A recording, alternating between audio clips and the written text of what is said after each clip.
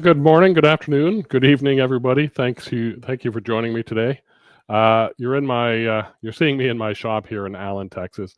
My name is Todd Rains, and I, with my wife, run Woodturning Tool Store here in Allen, Texas. So we are here today, another Friday live stream. We've got plenty of people joined us today, so I'm happy about that. Thanks very much. You saw a few people that I put up during the intro. Hi to Michael McEwen. Thanks for joining. Paul Howard from across the pond. Of course, Cindy's here. We'll talk to Cindy here in a moment. And then there was a good one here. Oh, Todd at Glen Cove Woodworks just down the road from the Woodturning Tool Store World Headquarters. Yes, this is it. I've conquered the world from here. Well done. Thank you, Todd. Appreciate it. Let's see. Carl, thanks for joining. Gerald, Lance, I think you're in Florida. Lowell, Alamo, Texas. Good to have you here. Another beautiful day in Texas. Yeah.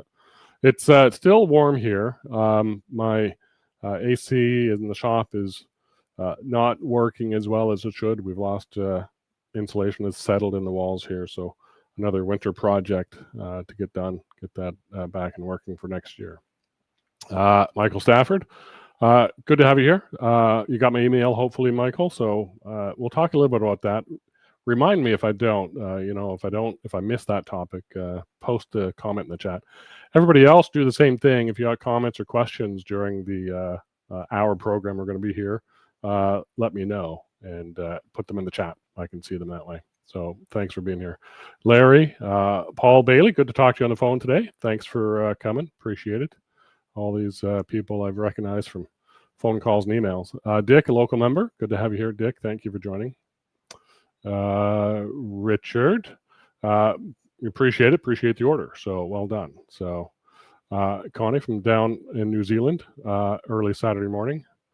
Yeah, it's probably tomorrow morning sometime, 5 in the morning. Tim, good to have you here. Dan and Jim. There's lots of people here. I'm going to scroll down a bit. There's my wife. Happy Friday. So good to have you here. Thanks for joining, Shelley. She can take care of me. Oops, I just clicked on one. There we go. Greetings from Trussville, Alabama. Nice. Jim, good to have you here. Thank you. All these names. Mike Peace from, oops, I lost my mouse. Thanks for joining. Appreciate it. Boy, there's more and more people here. I just got to skip down a bit more. John, Hans from over in Netherlands. Good to have you here. Patty, nice to have you here. Dan, good to have you here. Hopefully everything's going well in your shop. Ian, another friend I've met. So good to have everybody here. So, oh my gosh. Okay, I gotta stop that. There's lots. So thank you so much for joining today. So we are going to look at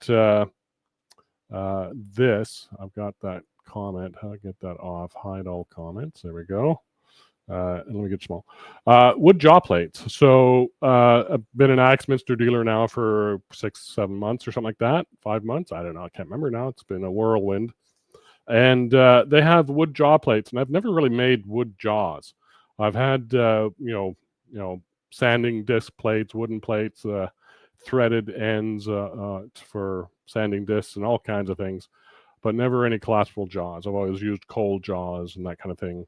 I don't even have a set of Longworth jaws. Never really got into making those or buying them. So, but since this is kind of a unique opportunity, since I have some jaw plates in hand, I don't have any in stock, unfortunately. So, but we've got a big load coming here in a couple of weeks. So, bear with me as we figure out the stock levels to keep on some of this stuff. So, while we're talking about that, let me go. Where am I going to go? Right there. And I just wanted to quickly talk about the specials we have. So if you look at the wood turning tool store, we have some weekend specials on some chucks. More specifically, this small chuck I have on my lathe right now. It's the GK88. So that is a small chuck, 88 millimeters, 3.5 inches. Great for some small things. So those are on sale. We've got the wood jaw plates on sale. You'll have to wait a couple of weeks to get them delivered, but those are there. And I've also got these sort of hollow form jaws for the little GK88. So I put those on sale because I'm going to talk about them today. And of course, I mentioned my wood turning handle, modular handle system when I posted the newsletter. So those are up there as well. So that's on the special deals page of the website. Check that out. Should be some good deals for the weekend.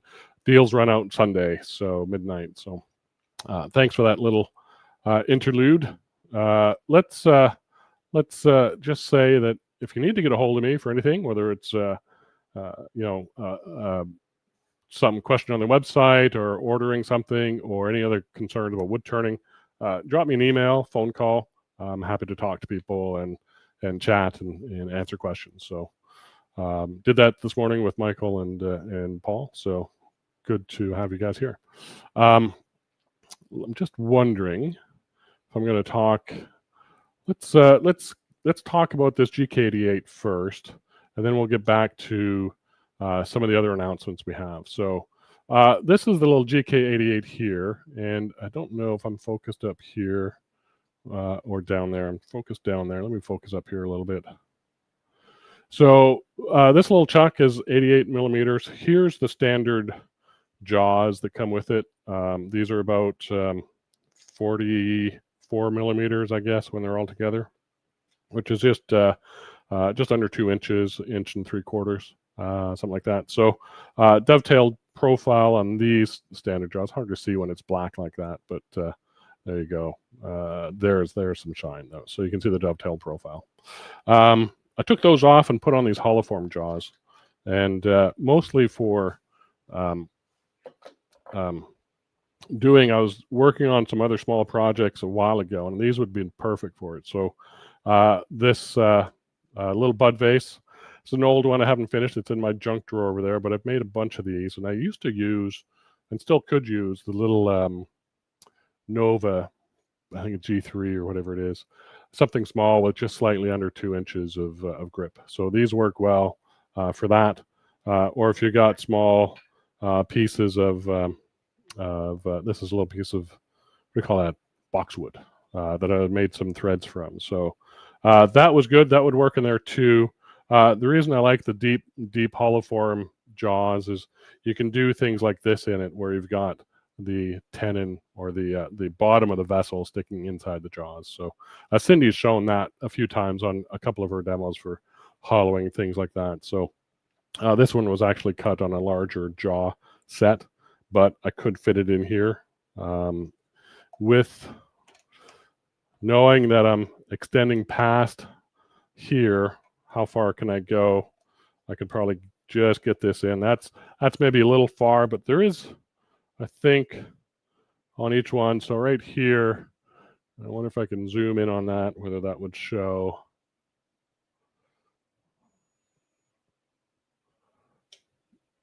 It's hard to see. I can see it right there. There's a little red dot right there on the inside of the jaw, and it's on every jaw that Axminster sells of their slides. I guess not the jaw, but the slide. And that tells you, it gives you a warning. There's another one there that's too far extended. So if you see that full red dot or part of it, it may be too far extended. So this means this would be better turned in a different chuck. But next time, I would make this with a much smaller diameter tenon, because I don't need that big of a tenon. I could have reduced it quite a bit down and stuff like that for this. I've got to work on this. This line doesn't meet this line, so this has to come down quite a bit anyway. So, but that's kind of this was a demo piece I think I did last year. I don't know if it was Vendor Showcase or something like that. We'll talk about that in a second. So that's the GK88, and it's a great little chuck that I think has its uses. The thing to know about the GK88 is the slides. If I undo this a bit more, there's number 4.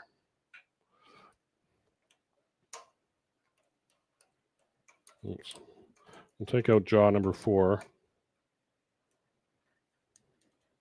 This is, we'll get to the wooden jaws here in a second, but I wanted to kind of talk about this a little bit as well. These GK88 slides are, but that looks like an SK100 slide.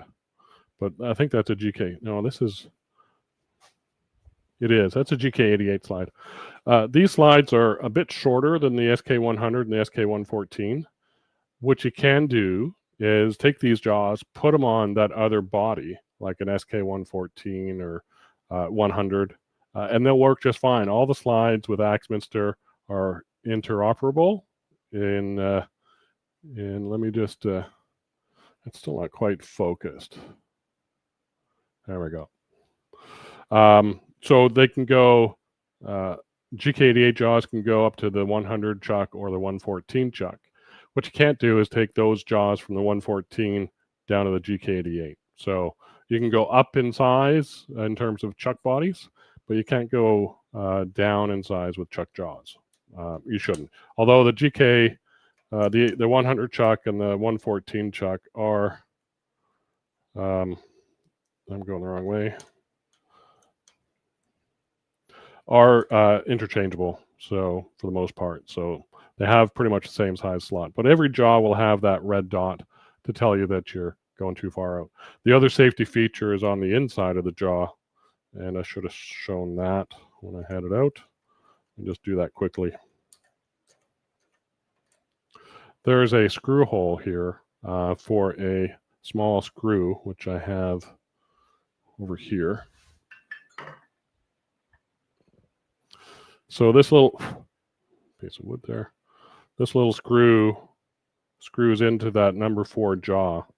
You have to do that when you're inside the chuck in here. So if I look at that spot there, you have to close the jaws right up and screw it on the inside of there, and then that'll prevent the jaw from coming out. So something to keep in mind. So let me get that back together. Let's see if I got this right. So anyway, that little guy, this is on sale. You can get the chuck only in the back plate or the chuck package. And so those are a great little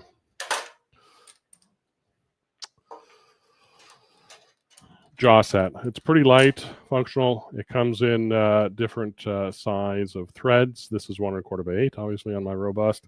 1 by 8. I think we're getting some back plates, 3/4 by 16, a couple maybe, and then M33 by 33. These back plates are removable, and so you can change out if you're changing lays. You go from a 1 1/4 by 8 to a 1 by 8. Then you can do that. You can change the back plate. So the Discovery line of chucks, which is new since a year and a half now, is the Discovery kind that changes the backplate. So there you go. So let's talk about, let me just see.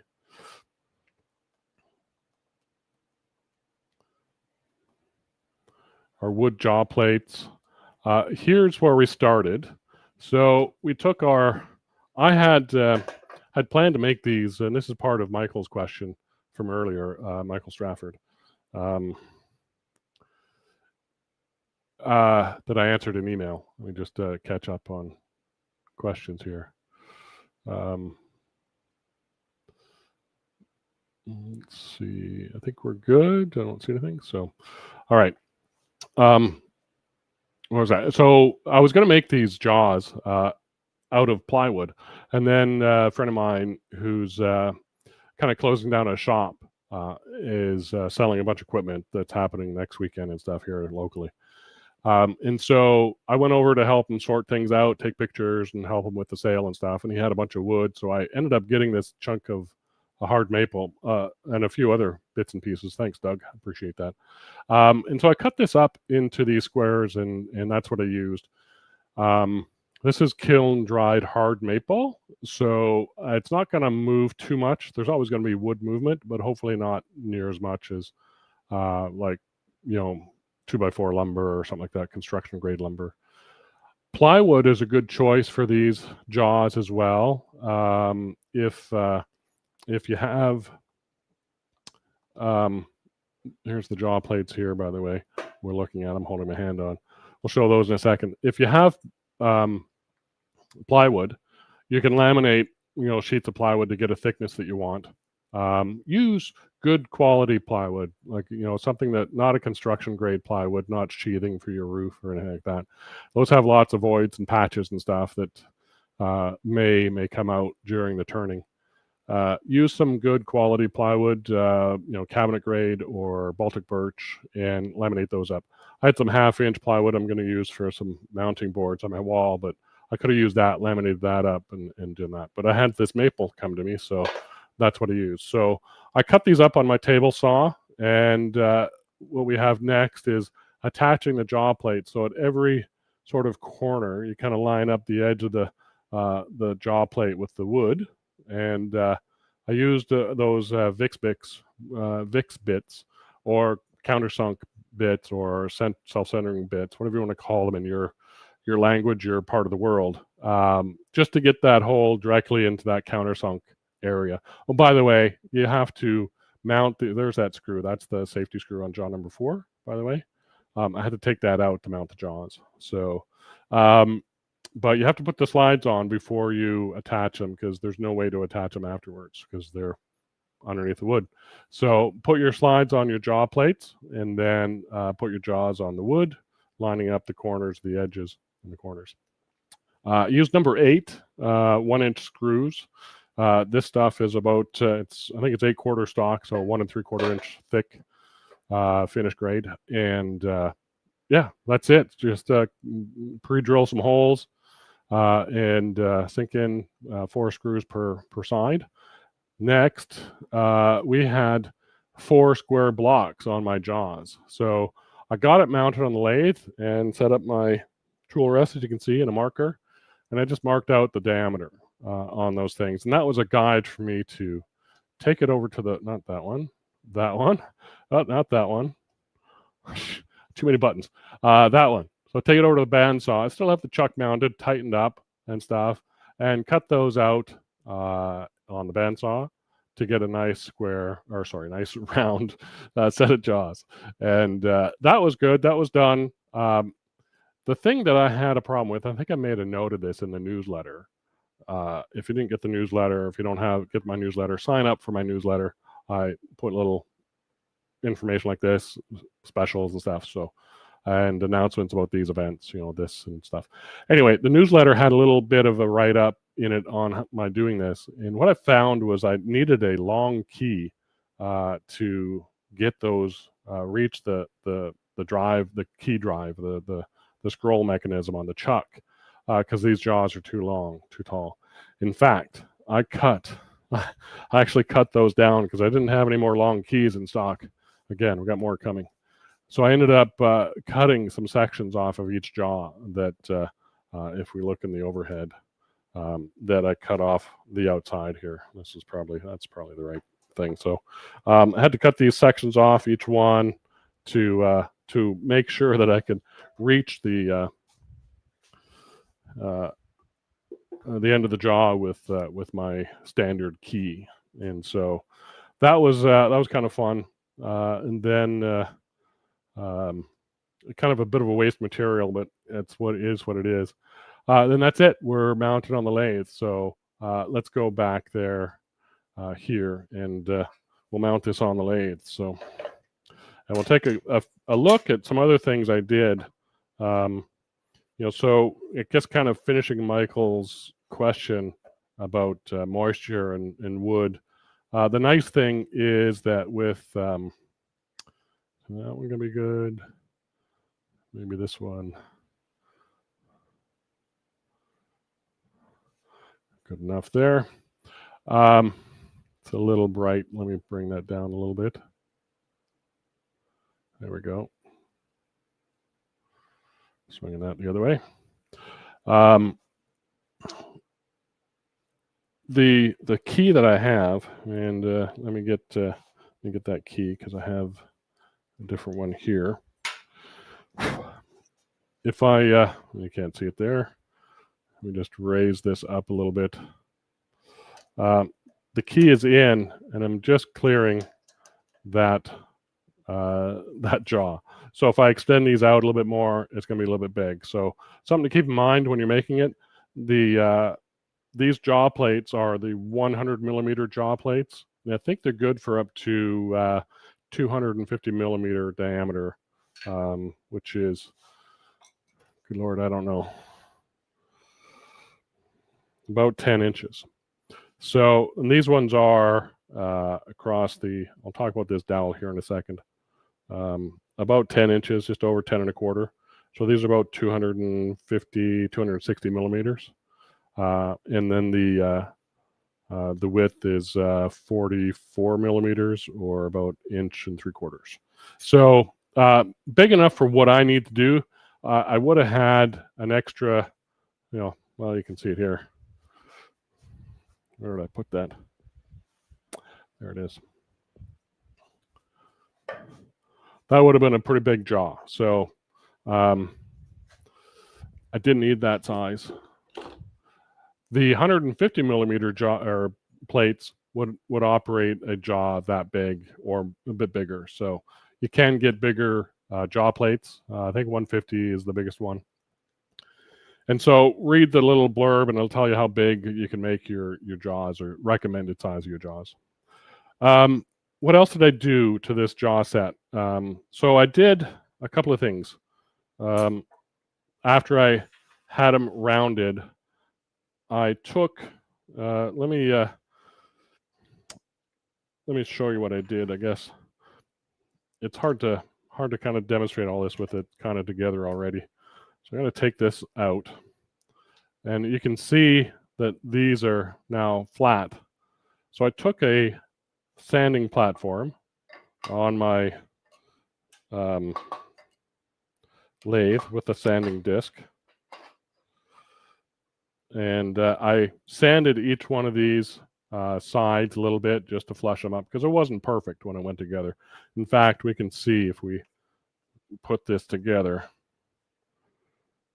that it's not perfect. We got some gaps out here, we got some gaps out here and stuff. So it's meeting in the middle. I didn't quite get the jaws quite, it's hard to get everything kind of lined up without clamping things down and being precise. But in this case, it's not really a big issue because I'm never going to have these clamped closed all the way. So we're always going to have it somewhat open like that, and so that we'll have a gap that we can close something down to. And that's the reason why I took and sanded these edges, but also sanded these corners off, because these were square corners here. And so I took those on the platform and sanded those off. So now we got a bit of a square in here. And it's really just more for making sure that I have reference plane on each jaw to hold a dowel. And why the dowel? I got two sizes of dowel. I got a 5/8 dowel and something about 3/4. And these dowels basically will go in the jaw.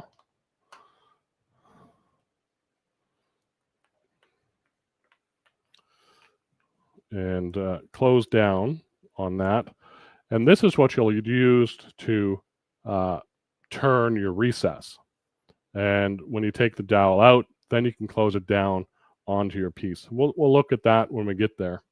So that's why I sanded the interior corners to kind of a square and that stuff. And what I don't know if I did it enough. And I'm going to just see here myself. I can't see. It's on the other side, but I think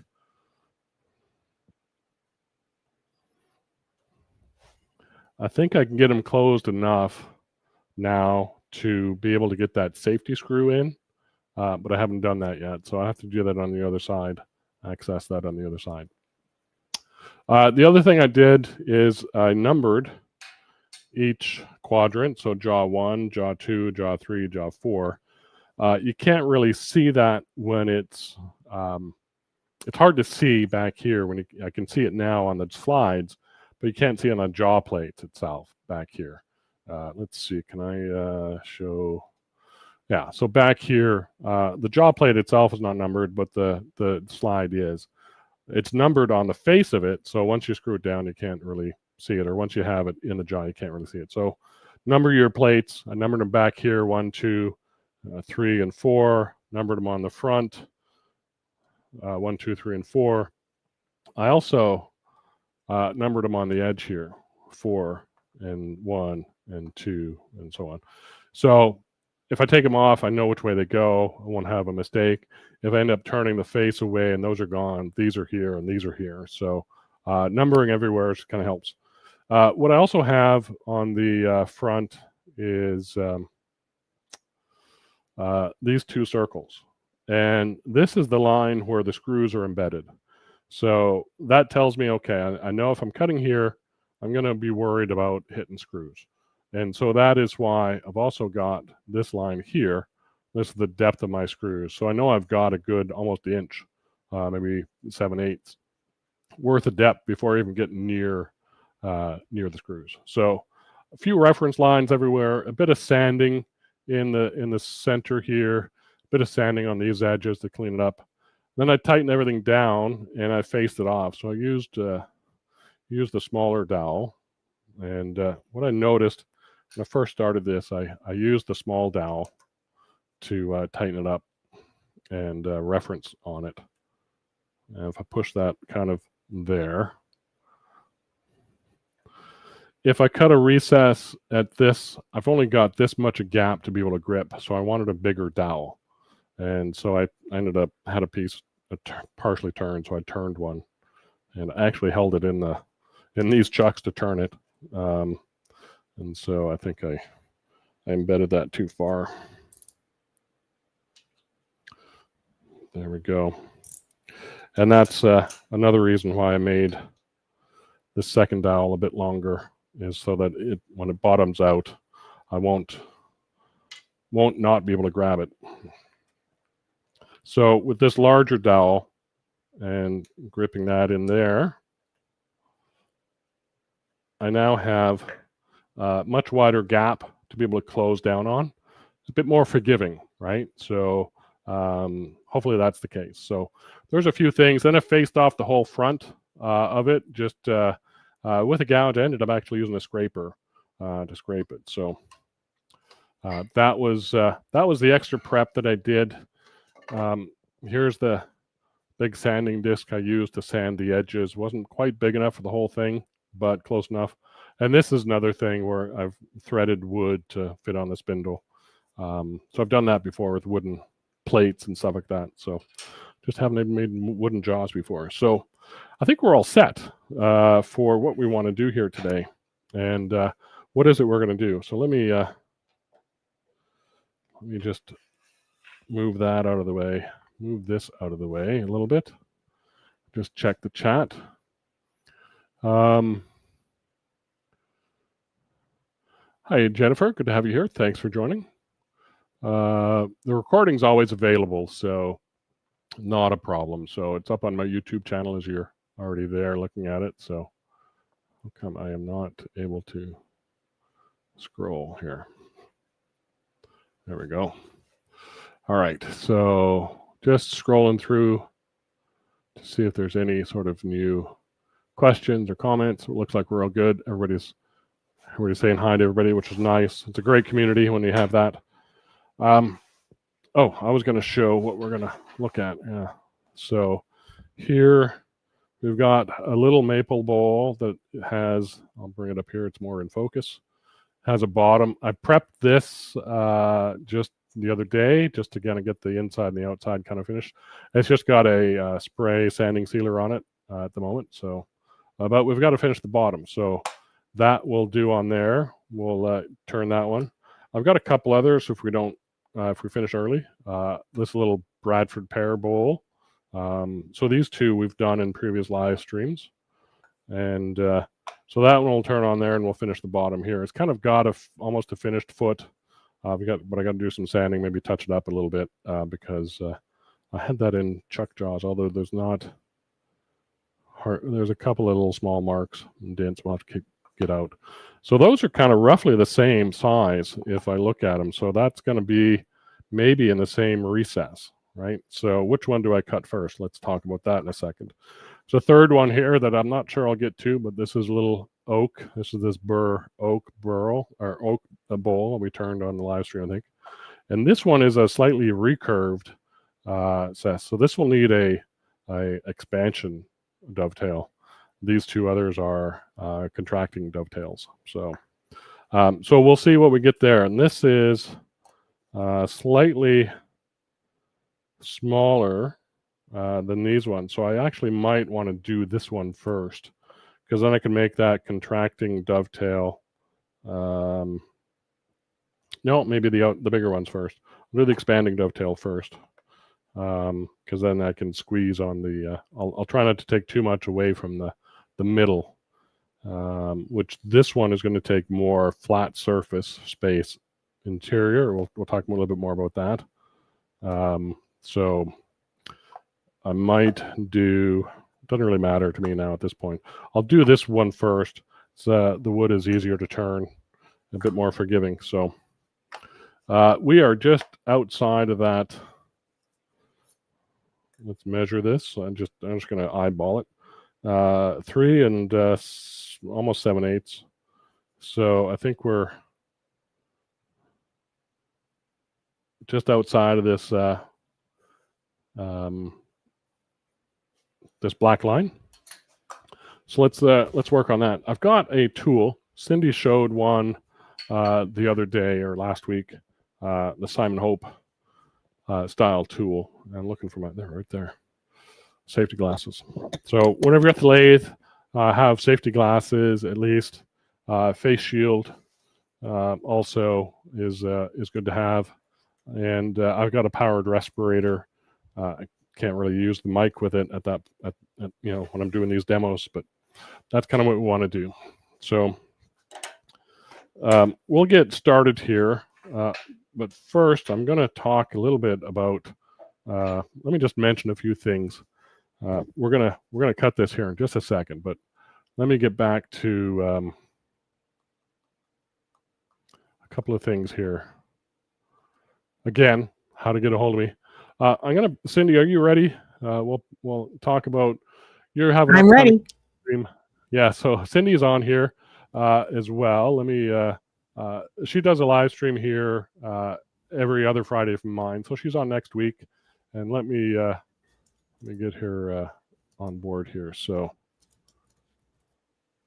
Cindy, what gives? What's new? I can't seem to. There we go. Anything that you got planned for next week? Yeah, I'm just putting a link in the chat for everyone. Next week, well, last week I showed a couple of new tools. One is that one that Todd just mentioned, the Simon Hope style square-ended round tool, and I use it for a few things there. But what I'm going to do is show how I sharpen that side box scraper, which I also showed. Oh, good. So I'll have the grinder on, and we'll talk about sharpening mainly negative rake scrapers.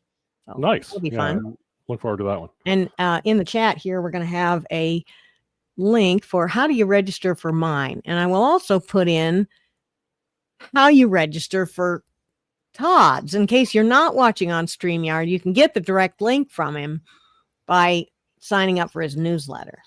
Yeah, and I'm in the way of this This is Cindy's QR code for her newsletter sign up, and mine was over there. So, but short times for you to get your phone out and click those. So she's got links in the chat. So thanks, Cindy.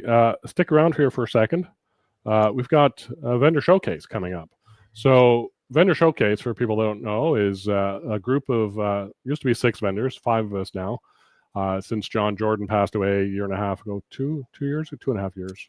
I think it's a year. Yeah. So Oh. Lyle Jameson, Woodturning Tool Store, me, Cindy Drozda, Joe Fleming from airbrushingwood.com, and Steve Worcester from turningwood.com. We get together, do these twice a year, spring and fall, and they're Zoom. Actually, we're going to do StreamYard meetings, kind of like this, where you kind of watch mini demos. We have show specials. We do a charity auction.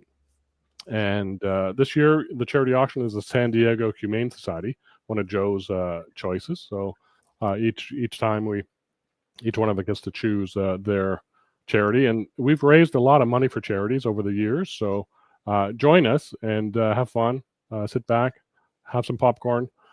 When is it, Cindy? November 15th. November 15th, and I just put the registration link there into the comments. It's November 15th, noon to 4 p.m. Eastern, and that's 16 to 20 UTC, I believe, unless I got that wrong. So come see us. We're going to have fun. Mini demos, collaborations. Yeah, Joe and I have a collaboration going, and I've got to talk to Cindy a bit more, and maybe Steve, to see if they got something we want to work on. So, and I think Lyle and Joe are doing something as well. Lyle and Joe, and maybe me and somebody else, maybe Lyle or maybe Steve. And then there's the Emma Cook, Todd Raines, Cindy Drozda collaboration piece that will be up for auction there. Yeah, we did that during the AW weekend or somewhere around there. Right before that, Emma was out teaching before the AW teaching, and stopped in Colorado and stopped in your shop, and you guys turned something. I turned a lid for it as in real time during that. Was it an impromptu live stream, or was it your normal? Oh, yeah. No, this was totally the day before. I found out that Emma would be able to be there.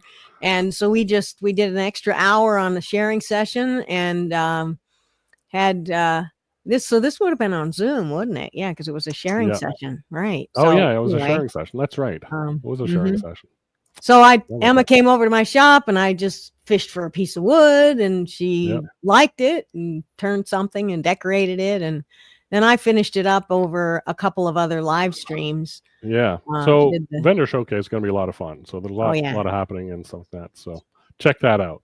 Yeah. And the other thing we got going, we just mentioned, is our sharing sessions. So I think we got one. We haven't set the date yet, but it'll be in December sometime. Sign up to our newsletters. You'll find more about it, but they're a lot of fun. Those kind of things happen, so. And that's on Zoom, where you can show a piece of your work or ask a question, talk about the latest aha moment. It's really great inspiration and fun. Perfect. All right, Cindy, thanks for being here. Appreciate it so much. I'm going to get back to turning now. So wood jaw plates, here we go. So after a lot of too much talk, Todd, way too much again, we're going to turn this little recess. I'm going to show, this is a kind of a mock-up of what Simon Hope created. 3/4 inch bar with a couple of set screws to hold some high-speed steel stock. And I've got one sharpened like a skew point here. And the other end has this round point that Cindy kind of used. This is a multi-ended tool. Cindy has a single-ended tool, but it's kind of the same sort of thing in a way. I made this as a mock-up. I'm not sure I'm going to productize this. I got to talk to Simon and ask him a bit more about that and stuff. But we'll use this to, since it's a small sort of skew scraper thing, I'll use it to cut this recess right in here. So we'll do that. Let me pop that in overhead. And just move this a little bit. Oops, wrong way. Over there. Oh, come on, stay there. All right. So, yeah, I think we're going to do that right about there. We'll see if it fits. And then we'll go from there. I'm just kind of winging the size here. So I've got the dowel in there to keep that space. We'll turn the plates. I'm not using a handle. I'm just going to, I don't think it'll be a lot of torque here. We'll find out. I might use the round end just to get started as a scraper. I don't have my tool rest locked down.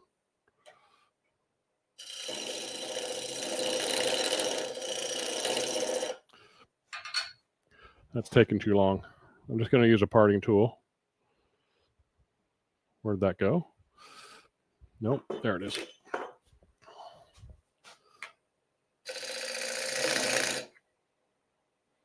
bit more speed would help too.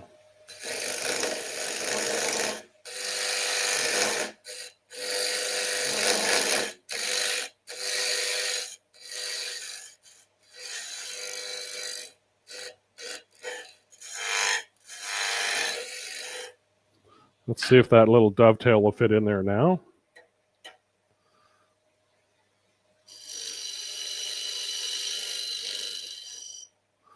We got a little dovetail in there. Probably didn't need to make it that deep. That is maybe 3/16 deep. That will work. So let's pull out that dowel. Let's put that aside. We don't lose it. And close in around our turning. So just kind of go as tight as you can without it breaking. It's hard to figure when that is, but don't need a whole lot in compression, or at least worry about it so much in compression, but an expansion on that other one will be a concern. So now we have our bowl. Turn my speed down and just turn it up. That's running very true. So now we can finish off the end. What I do want to figure out though, before, and this is a nice thing about, even though it's not a jam chuck, it's almost like it. It's going to fit back in there. Is how deep do I actually need to go? Okay, so from my eyeball and what you can see there, we've got just below this sort of uncut area as the depth. And so I can make a foot right at the bottom of this tenon, basically, and have a nice stable foot. So that's all these, wooden jaws are, I mean, it's primarily what, not always, but only, but primarily what these were made for is creating a way to turn off the bottom of your bowls, your other projects and stuff like that. So let me get my, got my little robust spindle gouge, and maybe a bit small, but we'll try it, and we'll cut this down. I've got to cut this this way, or I guess up this way, so I'm going the right direction. I just got to be aware not to kind of, this area is finished, and this area is not, so we'll do that. In a handle, here's the little end cap thing I made and talked about in my newsletter. So protects the ends of a coupler or the adapters or whatever it is, little 3D printed things. So I just leave it on there, and now that end is protected from dings and bangs and stuff. So move that one off as well. That is still a little bit blown out. Sorry about that, bumping that camera too much.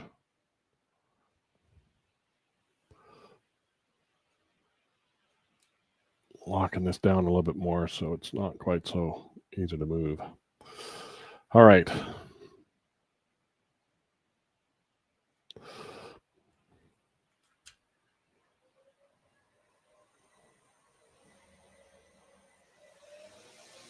Okay, a little bit of,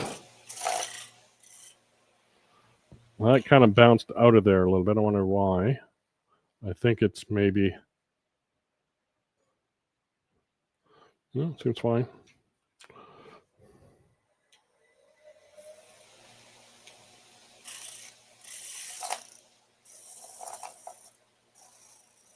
I'm hearing a little bit of a knock there as though it's going to come out, but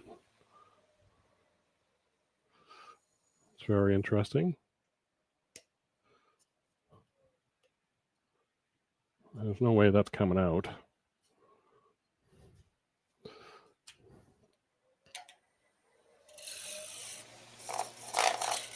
Well, it is not quite tight. I think the rim on this is an OG. Let me just look at that again.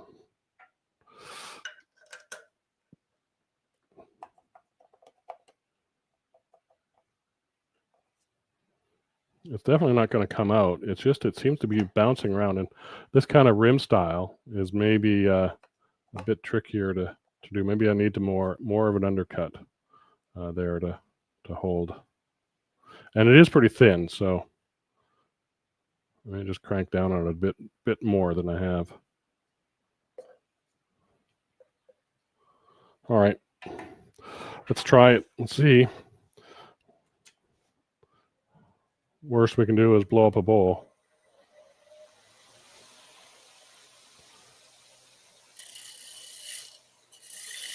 Yeah, maybe it just wasn't tight enough.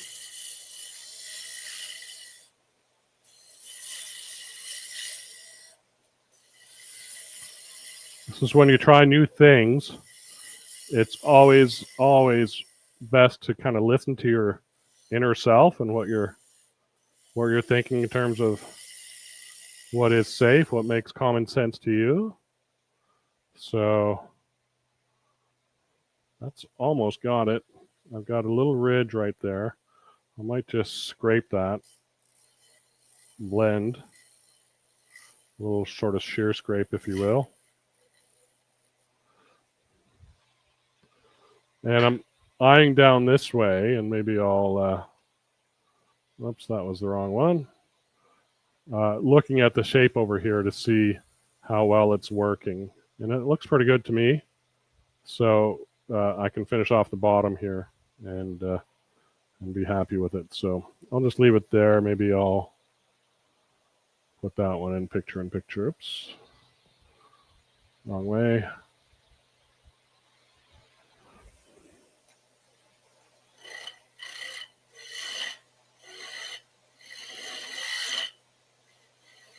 Anyway, I was saying, whenever you do something new, a new technique or something you haven't used before, abundance of caution is always warranted. Knowing what you're doing and being sure that you're being safe in what you're doing. So I'm going to move the tool rest a little bit to do an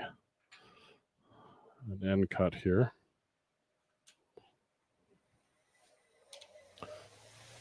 So I'm right at the center.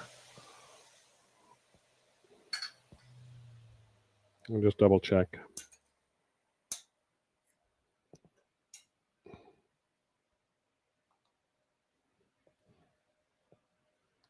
Oh, it looks focused. Okay.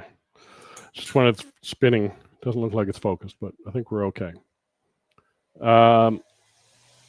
I'm right at the center, about to put my gouge kind of in the center and push and create a inset foot.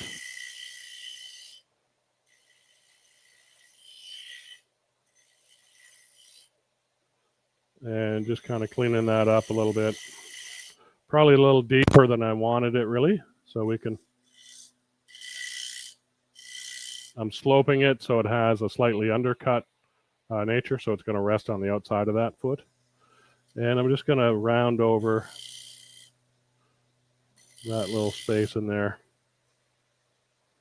And I have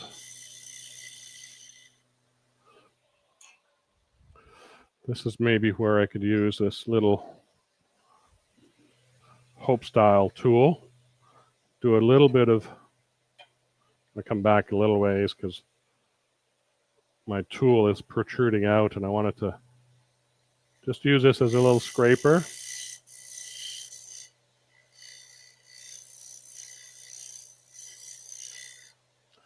And use the point on the other end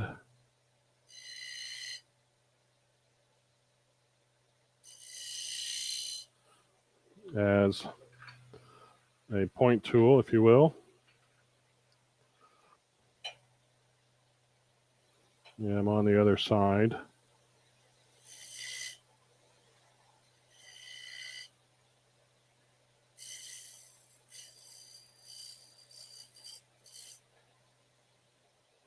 Looks good.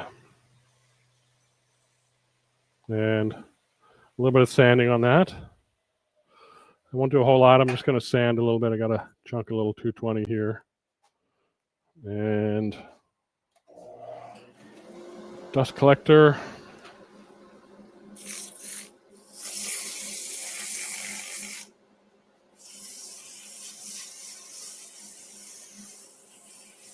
Just to blend those two.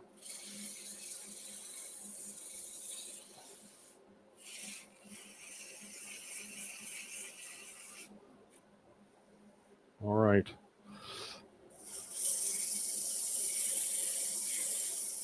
This is silver maple, by the way. It's fairly soft wood, so it sands and cuts relatively easily. So let me turn that off, undo this. And I will finish sand and spray that afterwards. But that, oops, there goes my sandpaper.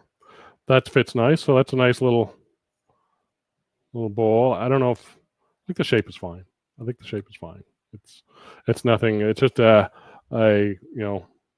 simple bowl to cut to. So this one is a bit larger. I wonder if that's going to be too. We can try expanding in that. I think I might go a little wider in diameter. Yeah, so that would work. So let's let me just put this in and see.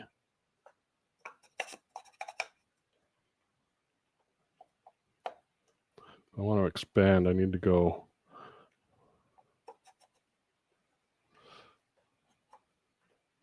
Just trying to see. This is where my handle is starting to hit on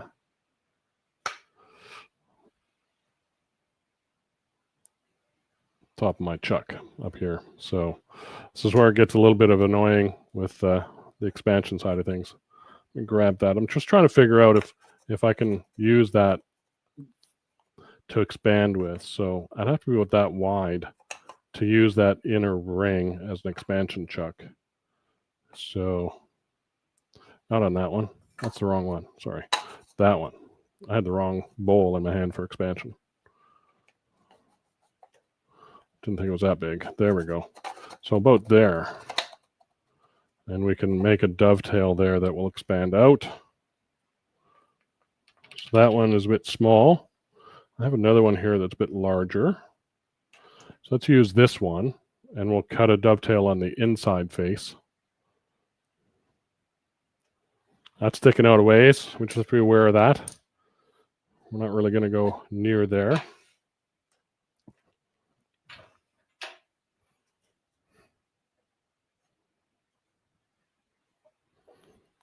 Go with this tool. What I'm going to do is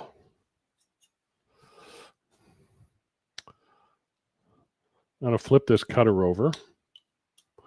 This is just a square stock M2 high-speed steel. I get these from, MSC or Granger or something like that. So now, see the hole is offset to one side, so I'll put it at the bottom. So if anybody's interested in this tool, let me know, and I'll follow up and see if I can't get a one made or a product out of it. I'll have to talk to Simon Hope a little bit, see if he's okay with it. And I don't know, Philip, if you know Simon, you probably do. If you talk to him, maybe you could help me out with that process.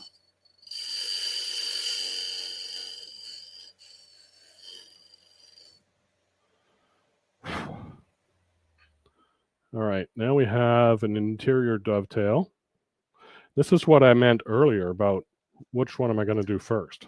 Because this is the predicament I thought I'd be in, is having this, all three of these bowls being sort of the same size, that they would and this is where it gets tricky. So I'm gonna have the tailstock up for this one. A little bung of wood there. Oh, my mind is all over the place. Get the live center. Uh-oh. Didn't have the magnet in the right place.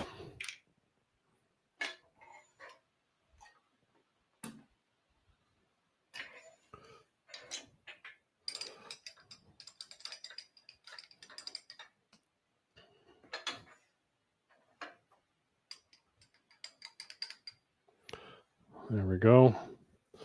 All right, so this one should be set now, and we'll be able to whittle down the foot. I'm going to leave sort of a pedestal foot, almost like a Japanese rice bowl idea. So that's the start of it there. I got to clean it up a little bit, and we'll take all this unfinished wood off. So let me get my small gouge again. Put it there. I have to do a finish cut up to that fillet and clean up that fillet a bit. So speed all the way down.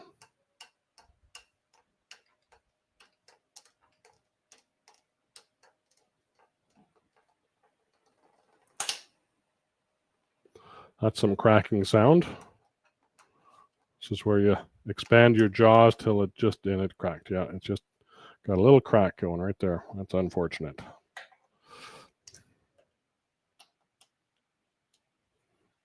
So I don't think we'll do this one today. I will have to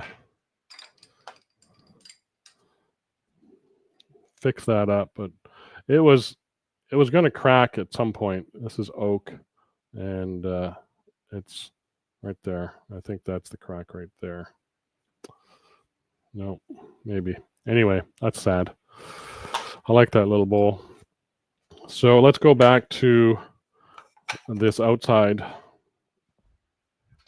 tenon, or outside, sorry, contraction dovetail on this little Bradford pear bowl. It's the same size as the little maple one we did, so we can at least finish up this bowl. Get that back out of the way. And tighten it up a little bit. I'm just tightening a little bit. See how it feels. This one doesn't need a whole lot. I just need to clean up this little button foot, and with a little bit of, might even be best with a little bit of scraping with my, I suppose I could use that tool again, but I'd like, I know I had it out. I sharpened it. Where'd it go? My little skew.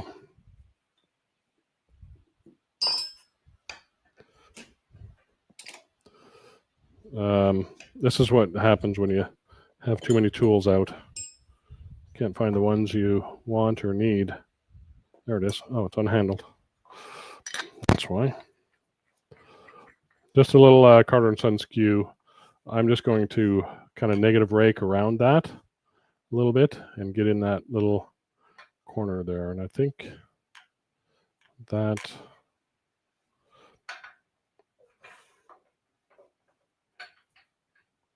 I might actually want to change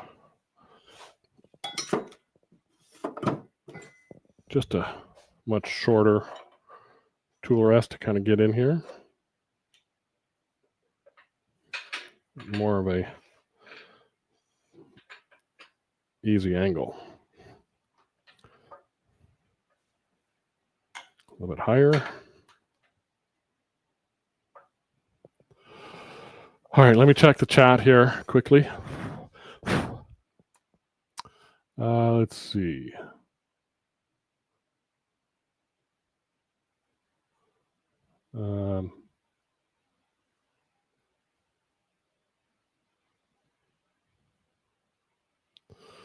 Oh, so they just called you. Coincidence? I don't know.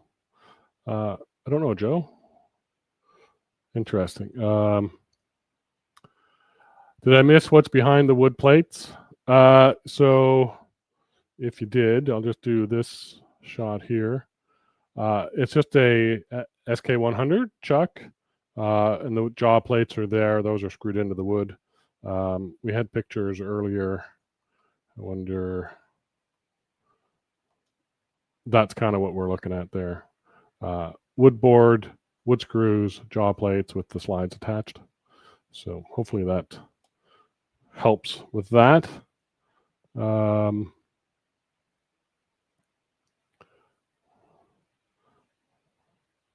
Okay, I think I'm down here.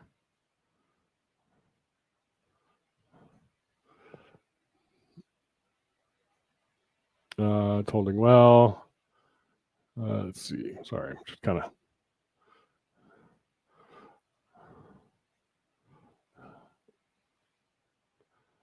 Charlie asked, "Could you do that with jam chuck, Todd?" Yes, you could absolutely. It'd be a. It's hard to do gripping on this in a jam chuck. That's the wrong thing, Todd. Without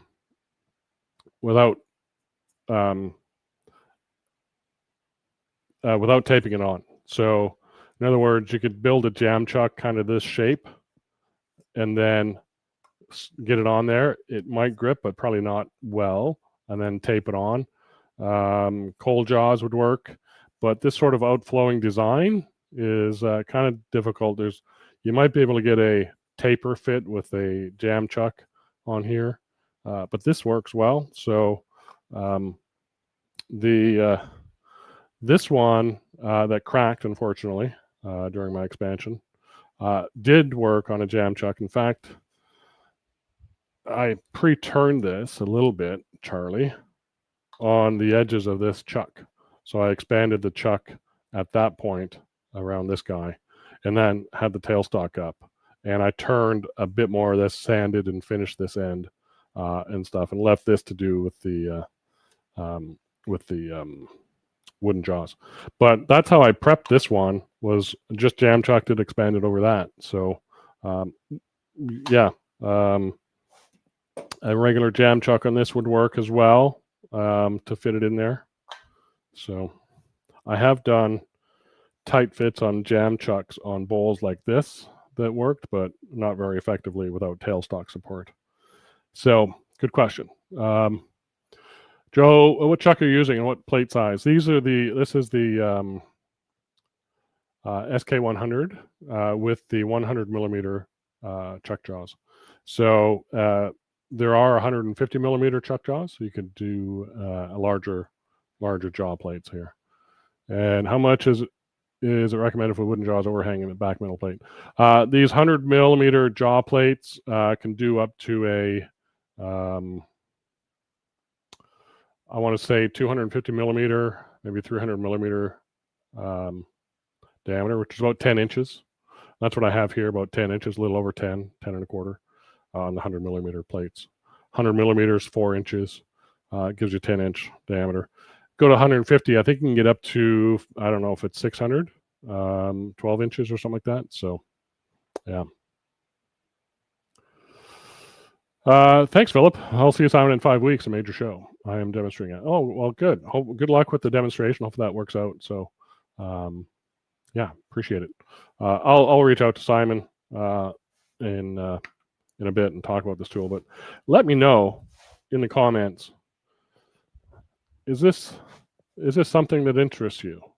A bar with two sort of different styles of cutters in them that I mocked this up, I think a year ago. I've been using it, and every once in a while it comes out. So A 3/4 inch bar would fit in a 3/4 inch handle adapter if you want to put a handle on it as well. So absolutely. So let's figure out what I'm doing here. So I'm going to shear scrape that. Shear scrape that. I need to come this back a little bit. I have to come back a little bit because my bevel is going to slide off the tool rest if I do that. That's the wrong one. That one. So if I don't bring it back, I'm sliding off the tool rest. So that's why I brought it up. So we can get there. We can get there. By the way, I rounded these edges. So when my hand is out here ways, holding this, I'm not in fear of really cutting my hand or anything like that. So round and soften everything you can and stuff like that. So, oops, wrong way. Get back in. And okay, let's get this one done.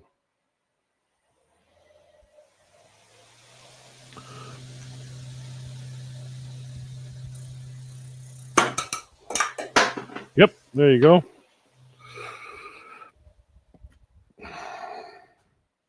That really dug in. Look at that. Let's figure that out, why that happened. Well, there you go. So this is why I do have blood. Just a small cut. I think it's from the skew, actually, when I grabbed it back in my hand. Let me just get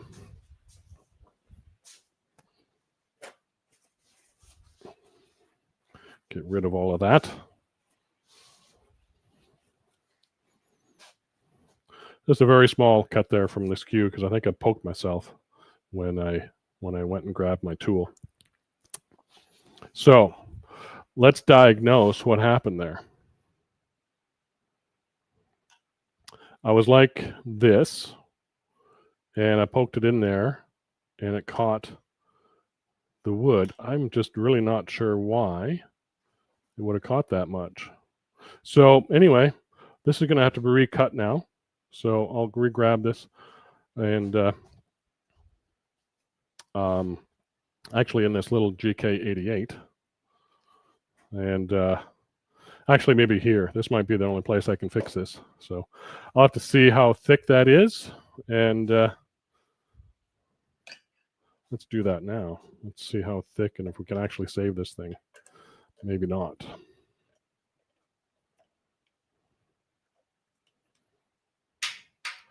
Oh no, they say. I think there's plenty of meat there. Let's see. I've got. What do I do with my calipers now? Oh, you know, there they are, hanging up right there. I have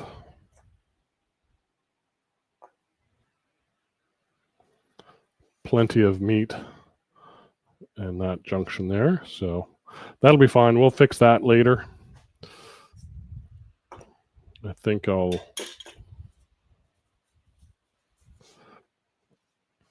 take a look at any questions. Sorry about that, folks, but that is why you wear safety glasses.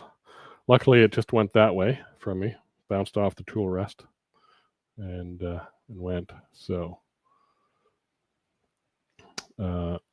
let's see. Do you face off the wood jaws after using up all the diameters you put in? I don't know. That's a good question. I don't think so. I think what I'm going to do is just leave this recess. And let's get back. Because I may have another chuck that'll use that. So I won't waste all this material out here. I won't waste this material. If I got different projects, I'll use different diameters. And then if it gets to the point where I need to go deeper, then I'll go deeper. So I have an old wooden jam chuck. This is it. Yeah.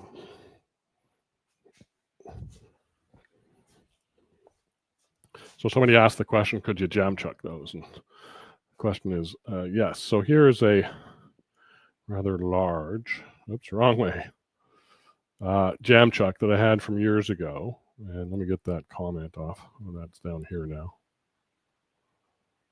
And so you can see I've gone quite deep on some of it. I've still got some, and I've got some smaller ones in here.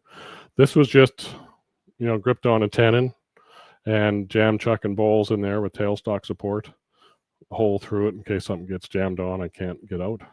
So big piece of maple for that one as well. But I'm now, I don't know, half an inch thick right there. So yeah, all kinds of things you can do with your jam chuck. So, and these guys. So let me get to the next question. Oh, that's right here. It would have been handled in the UK. We can't have two-ended tool unhandled due to health. Oh, okay. Yep.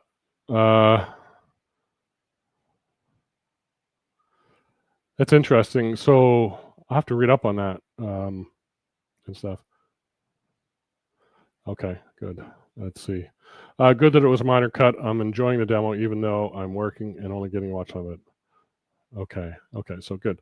Yeah, so folks, I think we're going to end it there. I'm an hour and a bit into it, but here's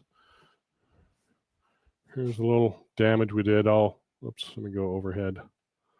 We'll get that fixed up. I got plenty of meat in there to return that bottom, and so we'll do that.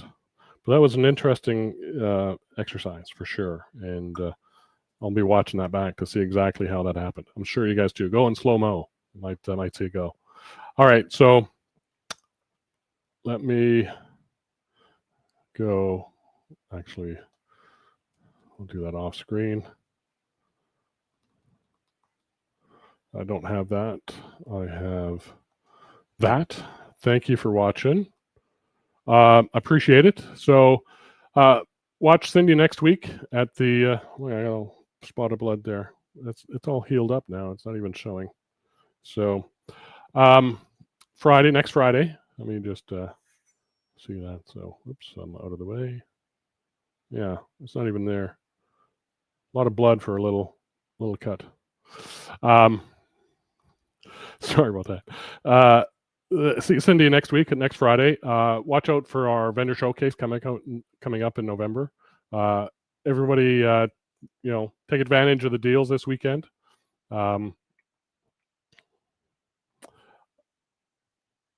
Just reading Philip's comment here.